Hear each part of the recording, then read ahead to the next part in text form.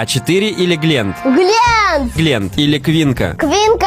Квинка или Милскел? Милский. О, нет, Квинка все-таки. Квинка. Квиночка. Квинка или Мамикс? Квинка, не знаю, что такое. Настоящий дом в ангаре. Реактивы, вот они стоят здесь. Это, мать его, 2 тонны. Это, если сложить все реактивы, то это получится порядка 3 тонн. А то, как увеличивается объем вот этого всего. В объеме, вы знаете, вы видели, как это происходило.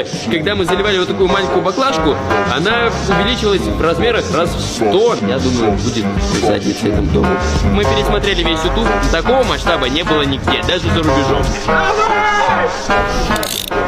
1.